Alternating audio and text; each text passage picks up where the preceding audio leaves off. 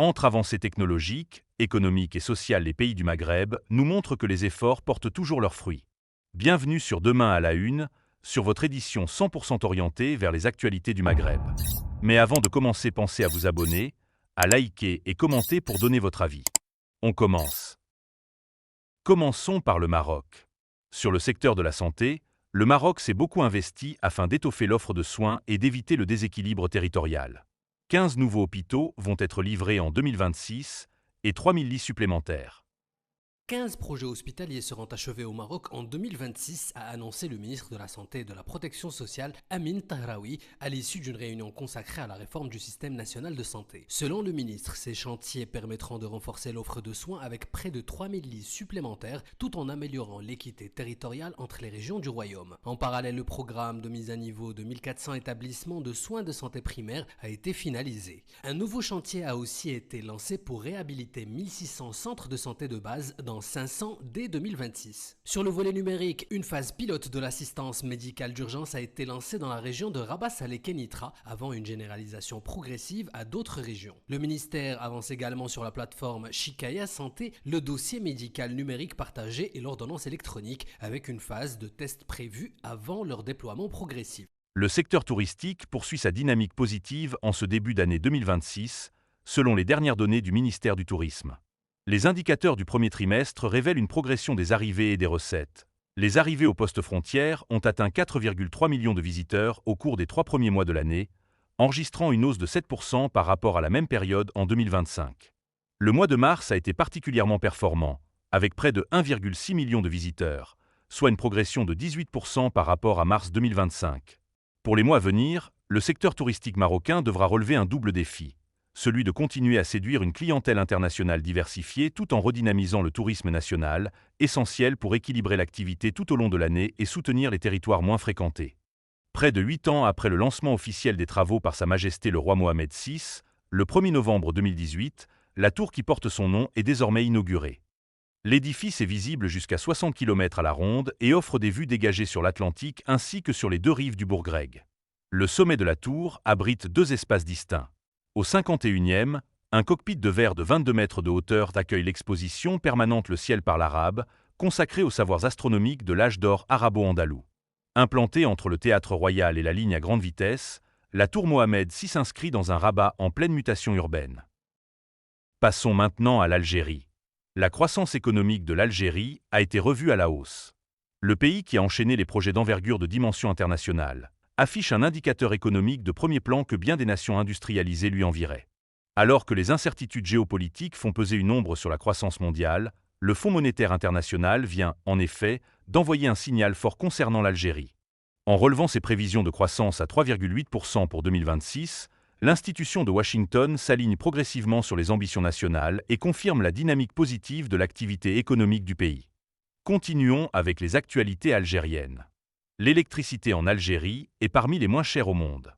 Dans un contexte mondial marqué par une forte volatilité des prix de l'énergie, l'Algérie se distingue comme l'un des pays offrant les tarifs d'électricité les plus bas, confirmant ainsi son positionnement avantageux tant à l'échelle régionale qu'internationale. En termes d'indépendance énergétique, les pays capables de produire localement leur électricité, comme l'Algérie, sont mieux protégés contre les fluctuations des prix mondiaux et les tensions géopolitiques. Les perturbations récentes des marchés, notamment liées aux tensions au Moyen-Orient et aux risques pesant sur les voies d'approvisionnement stratégiques, ont entraîné une hausse des coûts dans de nombreux pays importateurs. Toutefois, grâce à ses ressources internes et à ses infrastructures, l'Algérie a réussi à limiter l'impact de ces chocs externes sur son marché local.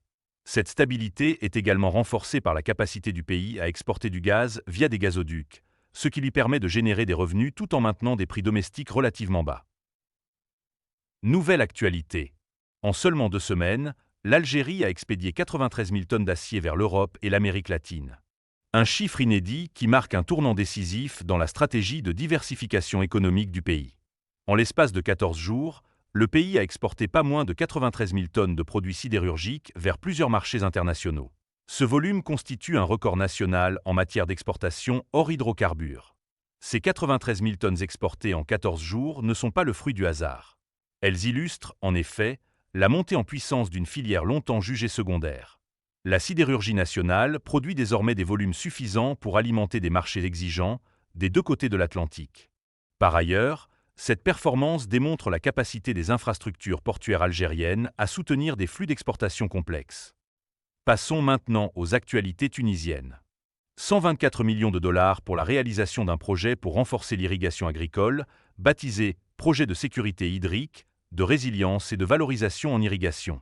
En Tunisie, le secteur agricole contribue à hauteur de 9% au PIB et emploie environ 12% de la population active. Face à la persistance de la sécheresse, les autorités misent sur le renforcement de l'irrigation afin d'améliorer la productivité du secteur. Les interventions porteront sur la réhabilitation d'infrastructures d'irrigation, le renforcement des capacités des structures agricoles régionales ainsi que l'appui aux agriculteurs pour adopter des technologies climato-intelligentes et accéder à des marchés à plus forte valeur. Autre information importante. La Tunisie prévoit d'élargir son programme national de nettoyage mécanique des plages pour la saison 2026, avec 154 plages concernées à travers le pays, contre 133 lors des années précédentes. C'est ce qu'a annoncé le président du programme, Nabil Mokhtar. Les interventions sont planifiées en concertation avec les différentes structures concernées, qui étudient les propositions et prennent les décisions nécessaires en fonction des priorités environnementales et touristiques. Les plages publiques bénéficient d'une intervention par semaine, soit environ 9 à 11 passages par saison, tandis que les plages touristiques peuvent être nettoyées jusqu'à 2 fois par semaine, représentant entre 17 et 23 interventions par saison. Ces opérations se poursuivront jusqu'à fin septembre, parallèlement aux efforts de lutte contre l'érosion côtière accentuée par les récents épisodes climatiques. Autre annonce majeure. La société norvégienne Scatec a officiellement lancé la phase d'exploitation commerciale de la centrale solaire installée dans le gouvernorat de Sidi Bouzid. La Tunisie a fait de l'énergie solaire l'une des options privilégiées pour répondre aux défis énergétiques du pays, alors que les énergies renouvelables restent encore peu présentes dans le mix électrique. Ensemble, les centrales solaires de Sidi Bouzid et de Tozeur devraient produire environ 288 GWh d'électricité par an, pour une réduction annuelle d'émissions de CO estimée à plus de 115 000 tonnes. Selon les prévisions de Scatec. Ce projet s'ajoute aux investissements dans l'énergie solaire engagés par Scatec en Tunisie. Des initiatives qui s'inscrivent dans la stratégie énergétique de la Tunisie, qui souhaite porter la part des énergies renouvelables à 35% du mix électrique d'ici 2030. Voilà ce qu'il fallait retenir de l'actualité au Maghreb aujourd'hui. Entre investissements, projets stratégiques et coopération internationale, la région confirme son dynamisme et son rôle de plus en plus important sur la scène économique et politique. C'était Demain à la Une. N'oubliez pas de vous abonner, de liker la vidéo et de commenter pour partager votre avis. À très bientôt pour une nouvelle édition.